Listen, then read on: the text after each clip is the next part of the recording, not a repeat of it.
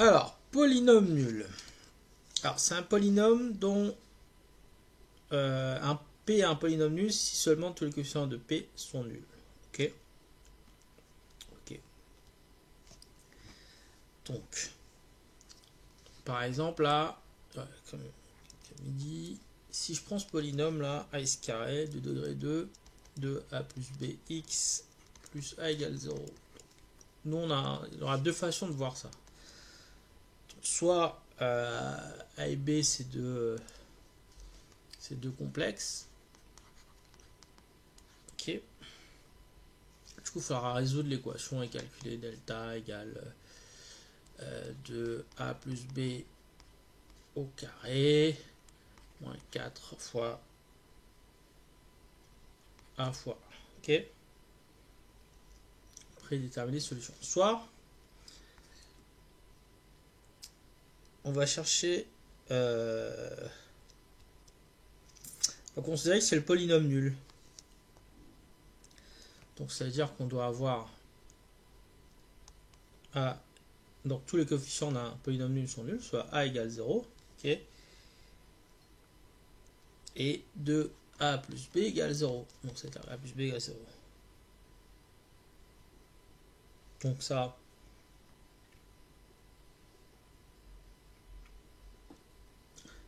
ok, donc ça voudrait dire que 2a plus b égale 0, ça veut dire que a plus b égale 0. Et comme a égale 0, b égale 0. Donc voilà, a égale b égale 0. Donc on va voir un petit exemple un petit peu plus parlant là. Hop.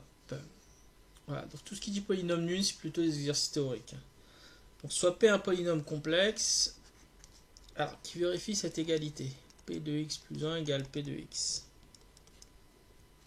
Alors question 1, déterminer P dans le cas où degré de P est égal à 2. Alors, donc P est égal à 2, degré de P inférieur à 2, donc ça veut dire que P peut s'écrire ax carré plus bx plus c. Ok.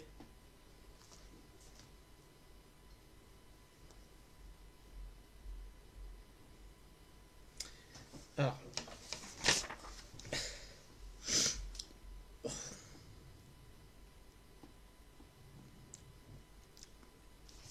donc comment il va regarder ça?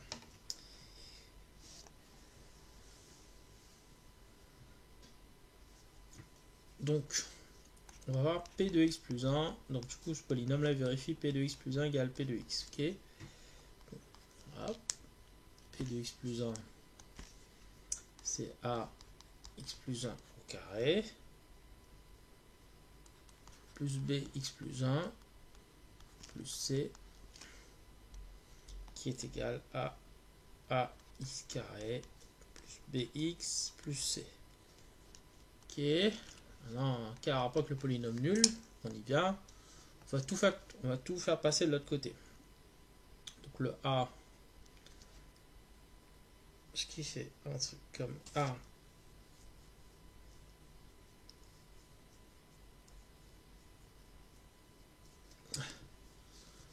alors, x carré plus 2x plus 1, ok, plus bx plus 1 plus c égale à x carré plus bx plus c. Ok. Donc le ax carré va s'en aller, plus 2ax, donc il va rester. Alors, plus a va rester. Alors, ça c'est fait. Donc bx va s'en aller. Plus b. Ok. Et le c aussi va s'en aller. Donc ça fait 2ax plus a plus b égale 0. Donc, on fait l'identification au polynôme nul, c'est-à-dire que les coefficients a égale 0 et a plus b égale 0. Les coefficients sont là. Hein. Le coefficient de x c'est 2a et temps constant c'est a plus b. Donc ça veut dire que c'est équivalent a égale b égale 0. A égale B égale 0. Donc on a trouvé un polynôme qui vérifie ce truc. C'est-à-dire que P il s'écrit finalement. On a vu que s'écrivait AX carré plus BX plus C. Donc du coup il s'écrit C. Donc du coup le seul polynôme de degré inférieur à 2 qui vérifie P de x plus 1 égale P de x, c'est polynôme constant. Ouais, P égale 4. On a bien P de x plus 1 qui égale 4 égale bien P de x. Ok. Alors, là, comme c'est des exercices théoriques, il dit montrer que pour tout entier n, Q de n égale 0. Alors,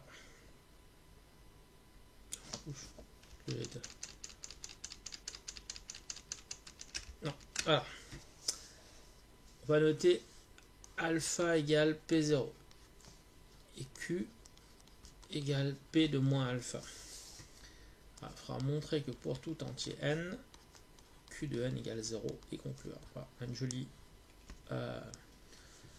raisonnement par récurrence pour tout entier. Hop, c'est parti.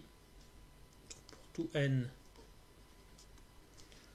on va noter h indice n, Q indice n égale 0. Donc on va vérifier H0. Est-ce que Q des 0 égale 0? Donc Q des 0 égale P0 moins alpha. Mais P de 0 c'est alpha. Donc ça fait alpha moins alpha égale 0. H0 est vrai. H0 vrai. Ok. Maintenant on va vérifier l'hérédité. Donc suppose que H0 Hn est vrai pour un entier n fixé et non pour tout n supérieur égal à 0. Donc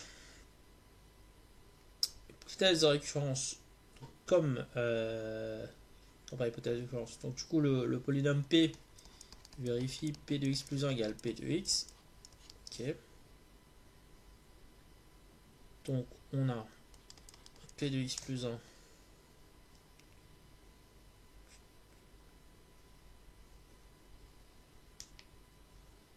alors qu'est-ce qui me raconte? Ouais, c'est ça. Par hypothèse de récurrence. Donc il faudra montrer que Q indice n plus 1 aussi égale 0. Ok. Donc Q indice n plus 1 c'est égal à P indice n plus 1 moins alpha. Or, P indice n plus 1 égale P indice n. Ok. Donc ça fait P indice n moins alpha. Et on a su par hypothèse d'occurrence, c'est que P indice n. Qu'est-ce qu'il me raconte?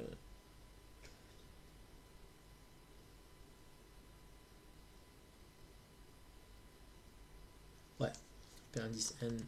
Et on avait vu que Q indice n, c'est P indice n moins alpha. Donc là, on a bien l'hypothèse de récurrence, ça c'est égal à 0. Donc c'est égal à 0. Donc Hn plus 1 est vrai.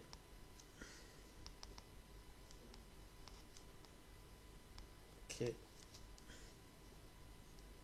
Et ce qui H. Ah.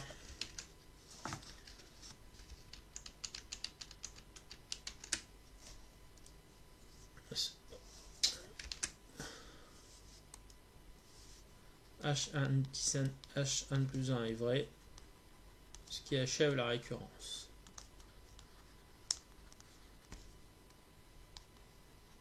Ok. Donc, pour tout entier n, Q indice n égale 0.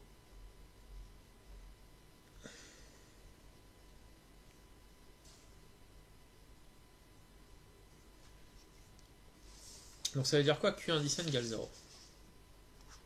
Alors ça, on revient sur le cours. Donc ça veut dire, voilà, pour tout n, Q indice n. Là, 1, il admet une infinité de racines. Alors, il y a un seul polynôme qui admet une infinité de racines. C'est le polynôme nul. Q est le polynôme nul. Ok.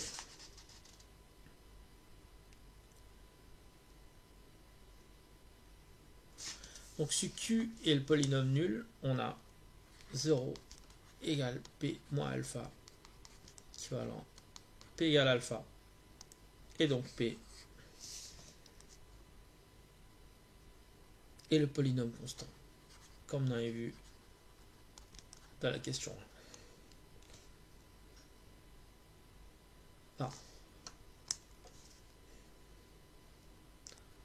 On peut dire réciproquement tout polynôme, comme on avait vu tout à l'heure, constant P, vérifie P de x plus 1 égale P de x. Voilà, donc c'était un peu théorique là, mais c'était pas mal quand même, petit exercice là. De toute façon, tout ce qui dit polynôme nul, c'est toujours un peu théorique.